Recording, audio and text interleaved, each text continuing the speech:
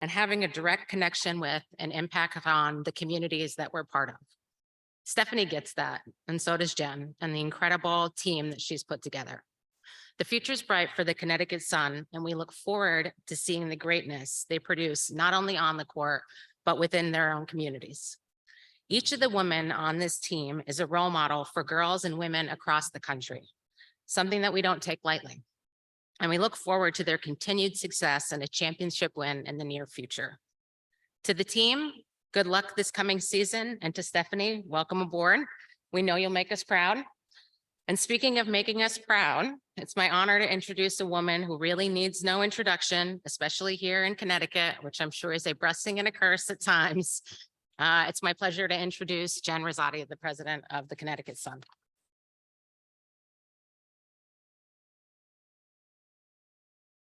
Thank you, Sarah. And thank you all for being here. I also would love to recognize Beth Regan, one of my travel buddies in the playoffs. Just really appreciate the support from our Mohegan Sun leadership team, Jeff Hamilton, Kevin Lowry, and I know Dave Martinelli snuck in back there.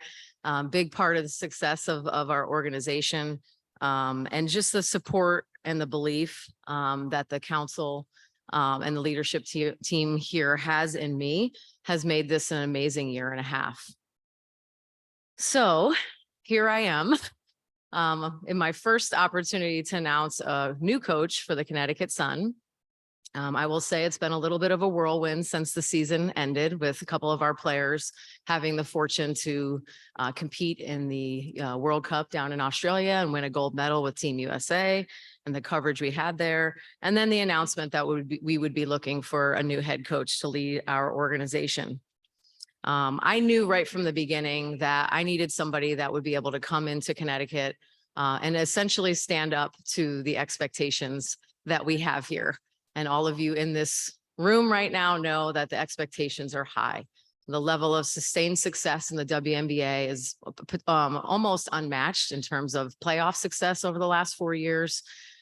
We've come up short a few times, and I knew that I needed to find somebody that could come in here and face that challenge head on and not be daunted in the least in understanding what it meant to take over the reins of our organization.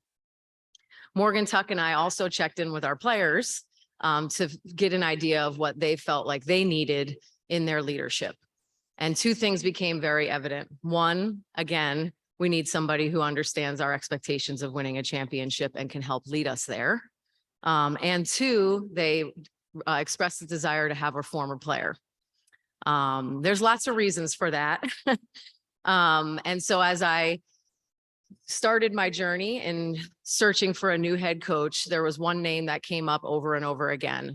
Through all the contacts that I have in the world of women's basketball, it was very clear to me that there was utmost respect for Stephanie White and her being an incredible candidate to be the head coach here with the Connecticut Sun. I knew after talking to Stephanie, I knew that she understood what our players go through. As a former player herself, she would understand the daily toll, both physically, mentally, and emotionally, of being a player in the WNBA. She understands perspective, having been an analyst and a coach for many, many years. She understands the bigger picture of the impact that she has representing people in women's basketball and providing a platform and a voice for the women of the WNBA. And she also understands how hard it is, and not everybody does. She gets that players win championships. As a former champion herself, she knows that it's going to be her job to bring in the right pieces to help us win a championship. It's her job to put our players in a position to be successful, and then at the end of the day, get out of the way and let them win. And I think also equally important, she understands Connecticut. Having coached against this franchise, having players that she coached and played with that played here in Connecticut, she understands and appreciates our fan base. She understands and appreciates our leadership and the support that they have for owning a WNBA basketball team. And she seemed very, very excited about having the opportunity to coach in front of our fans and be a part of the Mohegan Sun family.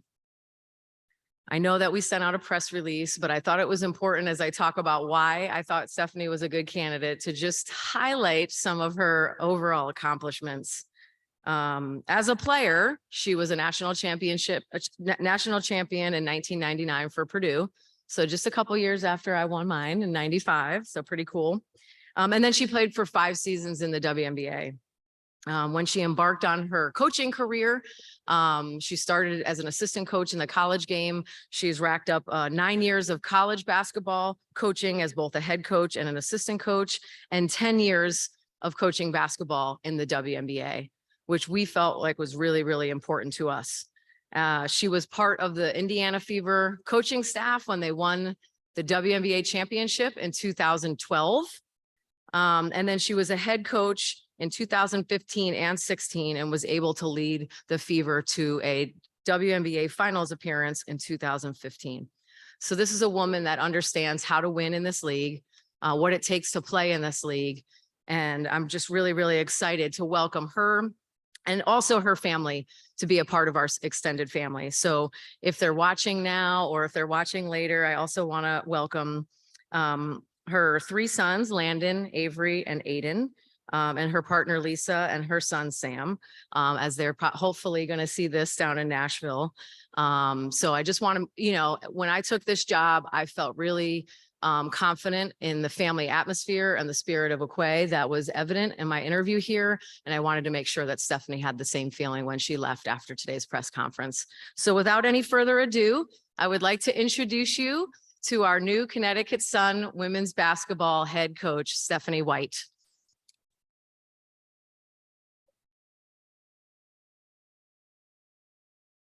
Hello, everybody. Welcome. Thank you for coming.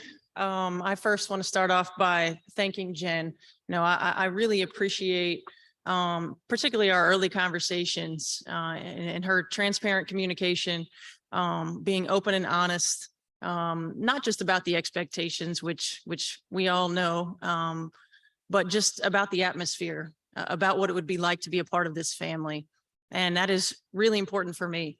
As I transition back into coaching, my family is the #1 priority, and having them be welcome, having them be included. Our 4 boys love to be in the gym. You know, that was really important. I am incredibly honored to be here and to be a part of the Connecticut Sun organization. I want to thank the Mohegan Sun Tribal Council. I want to thank the Council of Elders. Jeff, Kevin, thank you so much. You know, this is an organization that from the moment it was established has been so well respected, has been well run. The thing that I hear the most from former coaches that have been here and former players that have been here is just how well taken care of they are. And it's not like that everywhere in the WNBA. And that's important. And that speaks volumes to every single person who has been a part of this organization from the inaugural season up until now. It is about the people 100%. And when players are making decisions about where they want to go and where they want to play, who they're going to be surrounded with, that is important. These women travel 12 months out of the year.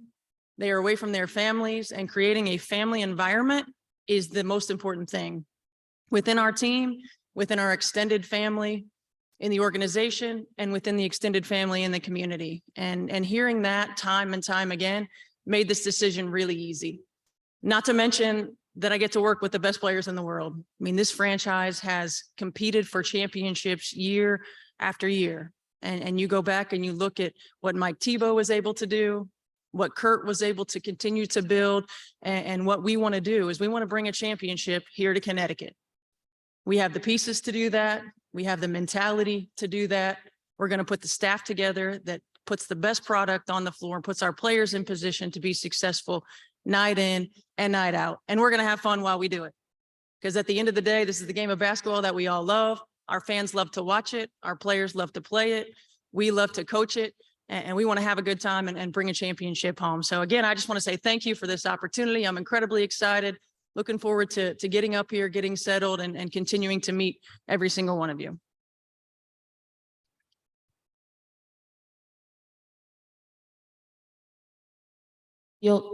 We're now going to field some questions from the audience in person first, and then move on to Zoom. Any questions?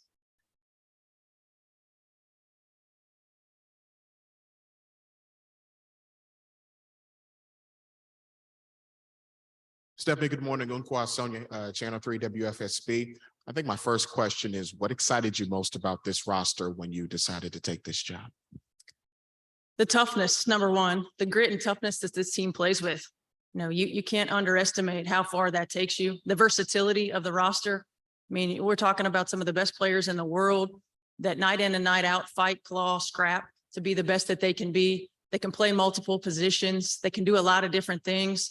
You know, having an opportunity to watch the formation of this roster from the time that they were young, right? And now this core group, a little bit older and experienced and ready to get to that next level, seeing the evolution of their game. They're willing to put in the time to work, willing to put in the time to continue to hone their craft. And, you know, competing and being just on the cusp multiple times of a championship, I think it makes them hungrier than ever. And, you know, to me, a change, you know, a fresh face, a fresh system, fresh energy, a new vibe is something that can elevate, that can create some new energy and hopefully give us an opportunity to continue to compete for championships.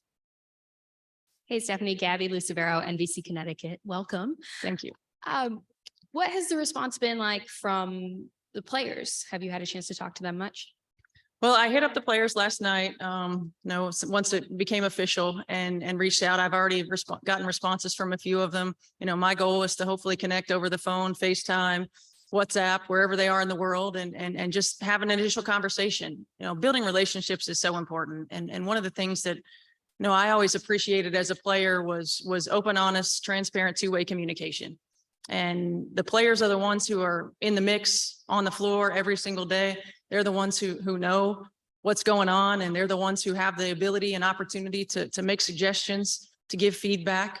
And as a former player myself, knowing how important that is and how much to trust what they're feeling and what they're seeing. So, so I'm looking forward just to beginning to build relationships with these players, to letting them know just a little bit about myself, who I am, what my style is, and go from there. Good morning, Coach. Eric Dobratz from WTNH in New Haven. What did you learn while you were away from coaching the last couple of years, and how will that help you in this next job? Well, first and foremost, I learned how much I missed it. You know, I think once you're a coach, you're always a coach. You have that desire. You know, I commentate games, and there are many nights where you're in a restaurant and you're putting salt shakers in certain places and thinking about what you would do in end of game situations. And certainly watching the WNBA playoffs this past season, there were lots of end of game situations. And the other thing I learned was just, you know, how precious these moments are. The lifespan of a player is really short in relative terms. In coaching, it's volatile. So you never know when you're going to get another opportunity. And so the biggest thing is to appreciate the moments, appreciate the opportunity that I have right now to work with incredible women in an incredible organization, to compete, to win a championship, and not take it for granted. And ultimately, at the end of the day, when you sit back and you have fresh perspective, again, you go back to, this is about players. Players make plays, putting players in positions to be successful, putting the right pieces together for teams to be successful is a challenge that I love.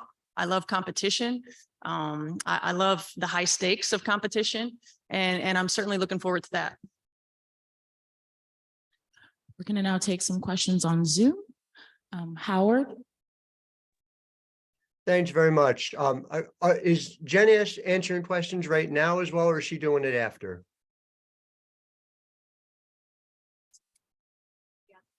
Oh, after. After, okay. All right. So Coach, congratulations and obviously welcome back to the league. I'm curious, you know, you spoke in the piece with Lila about playing 5 out.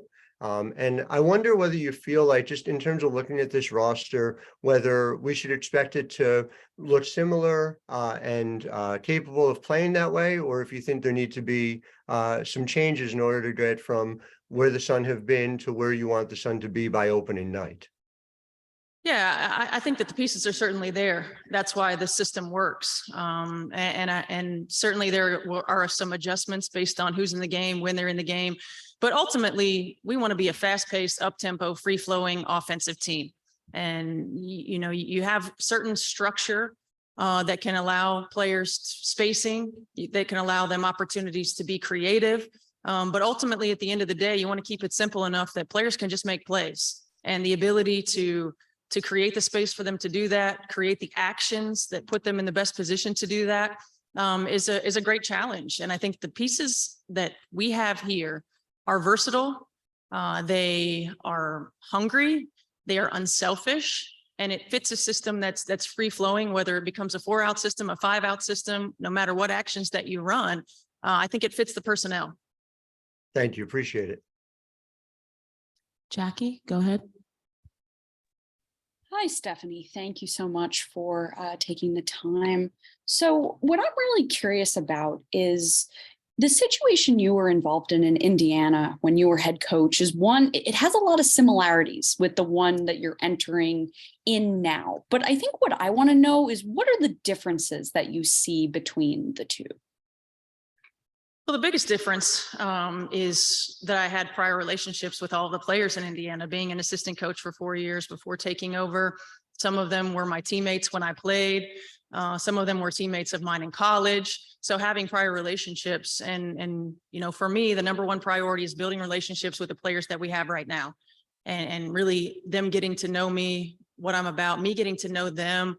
You know, so much of what it's about in this league is communication, and making sure that communication is clear, making sure that it's understood. And, you know, I think the other difference, having taken over in Indiana, is that we had won a championship, you know, with Lynn Dunn as the head coach in 2012, and really understanding what it takes.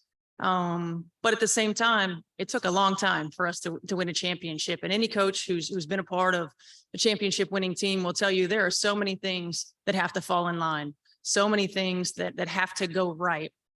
Not just schedule and roster, but staying healthy. You know, what happens when it comes playoff time? Who do you draw? Where are you playing? How are you playing? I mean, all of these things. And, you know, our women are playing 12 months out of the year. They're doing their best to take care of their bodies and their minds and position themselves to be fresh when they come into camp and to be fresh when we go to the playoffs. But the other thing in terms of similarities is, you know, in Indiana, we had great players. We had a superstar in Tamika Catchings. We had players who understood their role, but more than anything, we had the grit, the toughness, the competitiveness, and the fire that was led by Tamika Catchings. And we have that same thing here in Alyssa Thomas, the toughness, the grit, the competitive nature, and that permeates the organization. It permeates the team, and the expectation is to compete every day like that. And so that is one of the things that really drew me to this team and to this organization. And just to follow up, if I can, I know when it comes to the GMing search, this is something that you do in conjunction with Jen, but from your perspective, I'm curious about what the qualities that you really need in a GM, you know, because this is someone who's going to be working really closely with you. Thank you. I think the biggest thing is communication and understanding how we want to play the game, understanding the pieces that we will need to play the way that we want to play, and how we fit additional pieces into an already great core. Now, we don't need to reinvent the wheel here, right? We need to add a couple of pieces. We need to retool a little bit. We need to prepare, because we know our window is getting shorter and shorter to win a championship. So we need to prepare to be ready for that next wave of player development, who fits the qualities of our organization, who fits the core characteristics of our organization. You know, so open communication in terms of what we're about, where we're going, where we see our team going on the floor. And most importantly, it goes back to that family atmosphere. Who fits the Connecticut Sun? Who wants to be here? Who wants to battle the way that we want to battle? Who wants to be a part of and be engaged in the community? Who wants to continue to use their platform for good in the game? Tarika. Hi, Coach White. It's Tarika. Sorry. Hi. Trying to turn my camera off. Sorry. Question for you. You know, the last time that you were in a head coaching position at Vanderbilt, things were just, didn't quite go the way that I'm sure you hoped or had expected. But obviously there's a big difference in college coaching and WNBA coaching. I just, I'm curious about if there were anything from that experience that you learned, or things that you know that you would like to do differently now taking on a head coaching position at this level once again.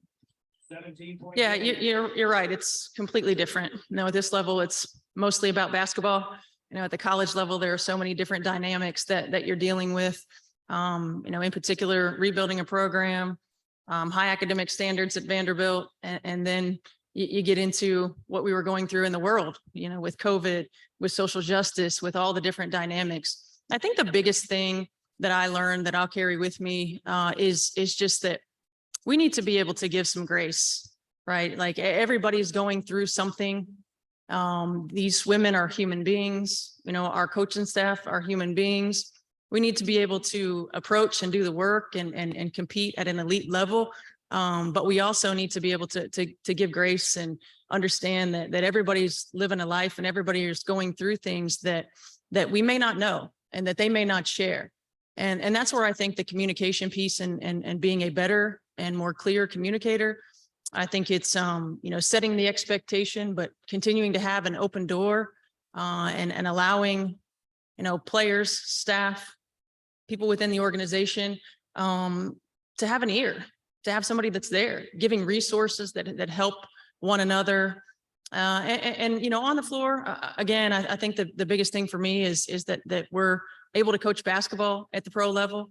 And my strength, I feel like, is being able to put players in positions to be successful on the floor.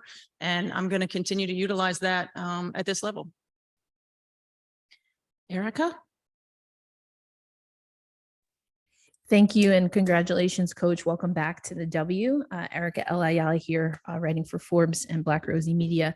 I wanted to ask you a little bit about a coaching staff and your philosophy when it comes to bringing on people to help you with the vision that you have for the Connecticut Sun. What will your process be, and what are the resources that you use to find coaches that can fit into this model, and what Connecticut has also said the players want, which is also WNBA players coming back to coach?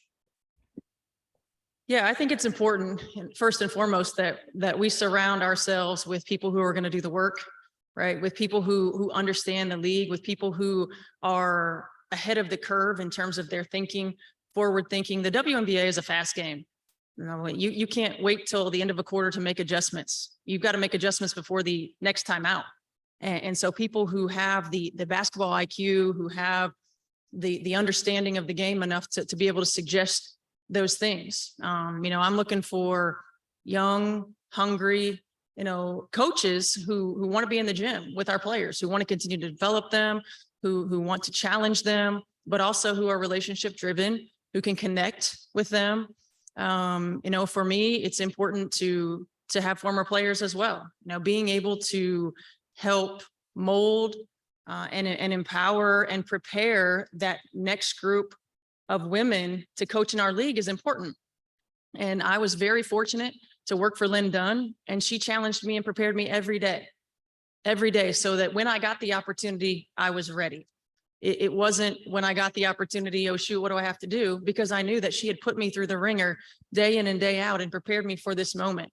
And to have an opportunity to help prepare women who have played in this league, who want to coach at the highest level in this league, and who are willing to do what it takes to do that, is an honor. And it's something that I don't take lightly. And, just like Jen had mentioned, not everyone understands how hard it is. Not everyone understands the work that it takes. And as a player, you don't get it. I didn't get it. You go to work and you go home, right? And as a coach, that's just not the way it works. You're always on. You're always on. And there are talented women in our league who have a coach's mind, who have a coach's work ethic, who just need opportunity and just need experience. And we want to provide that for them. Thank you. In the interest of time, we are going to go to Rafiq, Alexa, and then have Jen come back up for 2 questions. Rafiq, go ahead. This is Rafiq with Nothing But That Sports Talk. Welcome to the Connecticut Sun. Hello. Yeah, Thank you. I just want to ask you, when you look at the Connecticut Sun with players led by players like John Cole Jones, Duana Bonner, Jasmine Thomas, what can the coaching experience that you've had for the past bring to this type of roster next season coming up? What was that? What is your coaching with these players? How can you translate your coaching to these players? Yeah, I think I can translate, my coaching to these players, number one, because they're already great players who have versatile games, right? I think the biggest thing for me is just how we communicate, how we work together, building our relationships, building trust, and showing them that we'll put them in positions to be successful. Ultimately, I look at this team and I think about how selfless they are. I think about the commitment to the ultimate team success. And that fits with how we want to play. We want to share the basketball. We want to move the basketball. We want to get multiple touches for multiple players on both sides of the floor. We want to play fast and we want it to be fun. And I think every player wants to be able to use their strengths to their advantage. Every player wants to hide their weaknesses, but work on their weaknesses. And for me, accentuating those strengths while we develop and work on all of those weaknesses is important. And, I'm a player's coach. I've always been a player's coach. I have great relationships with all of my former players. And I'll listen to them and I'll challenge them. And I feel like that's what great players want. And I'm just looking forward to playing around with different offenses and defenses and things that we can do, because there's so many new things that we can do that are outside the scope of what have been done in the Connecticut Sun organization. And I'm looking forward to the challenge. Appreciate the insight. Good luck. Thank you. Alexa? Hey, Stephanie, congratulations and thanks for taking the time today. I was just curious, since Jen had mentioned the importance from the player's perspective of having a new coach that was a former player in the league, in either your experience as a player or as a coach, where does that former experience as a player really help the most? Or where do you hope you can have that help the most, even as you take this role? Yeah, even though I played a long time ago, I've still been in their shoes, right? I understand what they're going through physically, mentally, emotionally, and they're going through it even more so now. It's a higher level. The game is better than it's ever been. The players are better than they've ever been. And so I understand. I also trust them to be honest about how they're feeling, whether that's in practice, whether that's in game, whether that's, in training, off season, whatever it is. These players know their bodies and their minds inside and out, and leaning on them to be transparent in where they are and how they feel helps us prepare. Our goal isn't to be the best team in May. It's not to be the best team in June. It's to be the freshest, best team that we can possibly be when it comes time for the playoffs. And a lot of that is managing in practice. A lot of that is managing in game. And most of that is two-way communication. So I think my advantage in having been a former player is not just having been in their shoes, but that I do trust their viewpoints. I do listen to their viewpoints. Doesn't mean that I'm always going to make the decision that they want. But I'm also a transparent communicator. I always wanted as a player, somebody to just be honest and upfront. I didn't want to guess what was going on. And that's who I am. And that's what I'm about. I would imagine that most players want that. And as an assistant coach, in Indiana, I certainly learned how to communicate to players what the head coach's perspective is, right? And then how to communicate to the head coach what the player's perspective is. And it's important for me to have people on my staff that can be that buffer, that can give me the perspective of the players, because I am a little bit further removed, and can give them my perspective as a head coach or our perspective as a coaching staff, because oftentimes it is different. I saw things completely differently as a player than I do as a coach. And it's natural. It's the way that it is. But I think having all of those experiences at this level just helps me understand what they're going through, helps me understand their mindset, and hopefully helps me be a better communicator. Thank you. We're now gonna field questions from Jen. Thank you, Stephanie.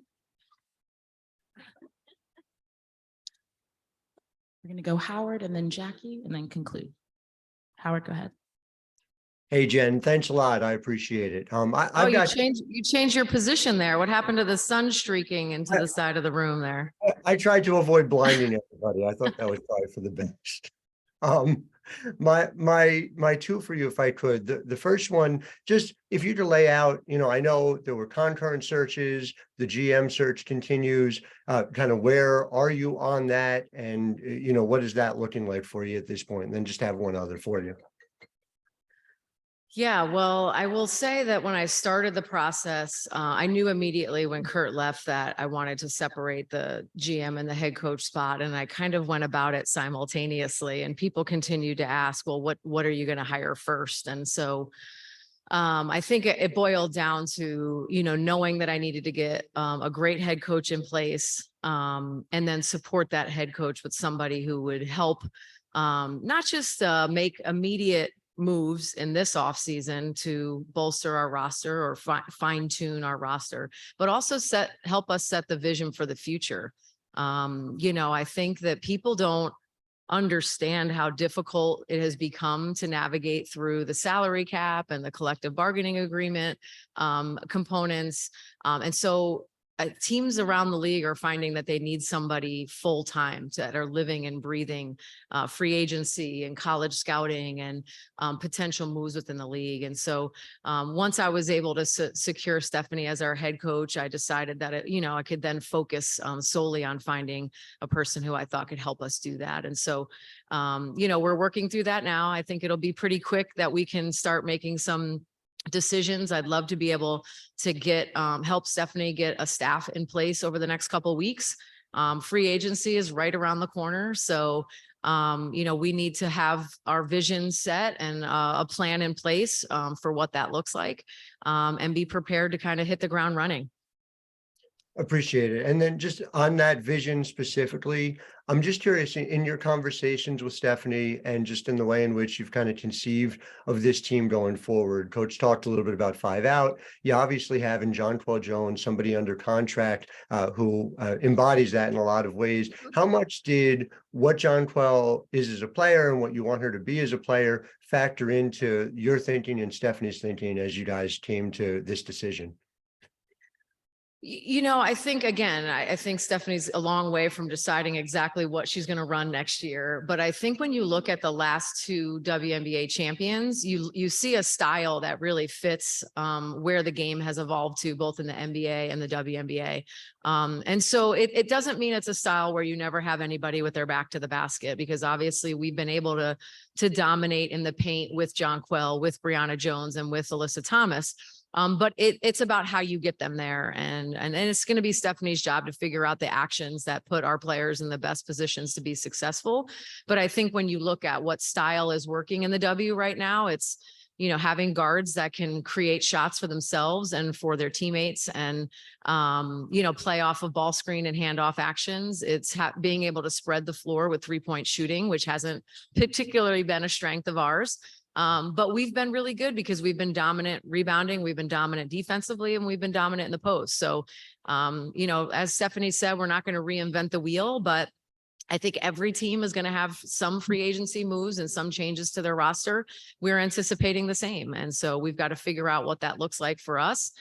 Stephanie will have to figure out with her staff the pieces that she thinks are most important to surround our core players with. And then we'll be ready to put that system in place when training camp rolls around. Thank you both. Happy Thanksgiving. Thanks. You too. And we'll conclude with Jackie. Hi, Jen. Thanks so much for taking the time. So I've got 2 questions for you as well, and both of them build off of Howard's. So I remember reading an interview you did with Christine Butterfield, and you talked about how you wanted to emulate what the Aces were able to do from 2021 to 2022, how it was sort of like they were almost there and then they were able to make it happen the next year. And so I'm curious what you think differs between the Sun situation and sort of what the Aces did in the past 2 years, and what you think this group needs to do to respond in that similar way, so that between one year and the next, you can go from almost getting there to the championship. Yeah, I mean, I don't know that there's I wish I could say there was a formula that we could follow that would guarantee us a championship, right? You look at Chicago and they added a big piece in Candace Parker in order to win their first championship. And then you look at Vegas and they subtracted a big piece when they traded Liz Cambage to create more open flow in their offense. So there's different ways of accomplishing your goal. So I don't think that we're married to one thing or another. Obviously conversations will happen over the next few months. Negotiations have to be made in terms of some of our free agents. But I do think that the thought of there being a championship contender in place with a new energy and a fresh voice could be one of the small adjustments that are made to help us get over the edge. And I think that's similar to what happened with Vegas. And that's where I made the comparison. It wasn't necessarily that we're going to emulate the way that they play, but it was that they tinkered with their roster.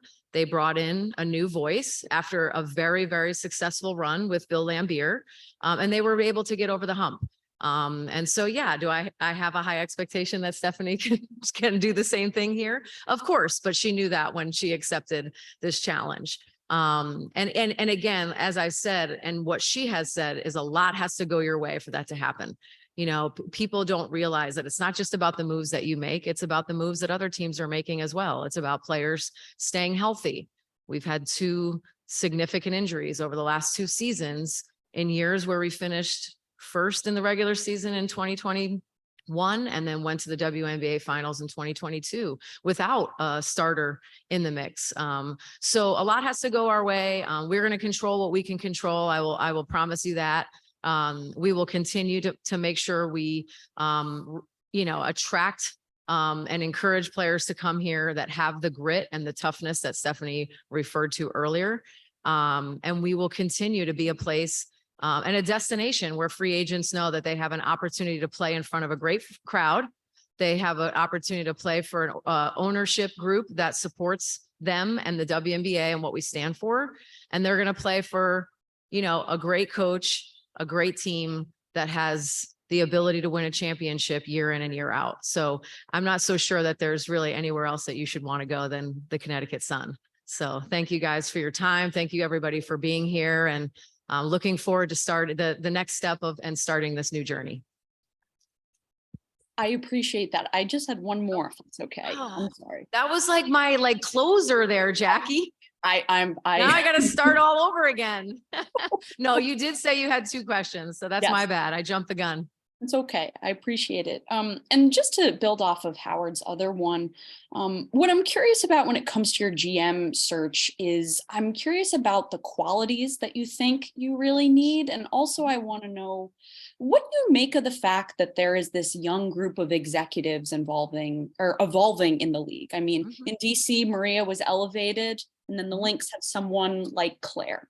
So how have you been able to learn sort of about this new group that's rising up? Yeah, well, I think it's exciting. Like I said, it's nearly impossible to have a dual role anymore in this league. You have to have talented people around you. And I think the qualities that are important probably vary in each city based on the head coach experience of whether or not they've been a GM before or how long they've been in the league. But Stephanie and I talked a lot about, again, needing somebody that was organized, someone with some experience, that understood the league, that was relationship driven. A GM has to have lots of conversations with other GMs, with other owners, presidents, with other coaches in college, with the players. So that has to be a relationship driven person, but also, again, somebody that's thinking about the bigger picture. The WNBA is ever changing, and it's only going to continue to get harder. We're talking about a league where the players continue to get better.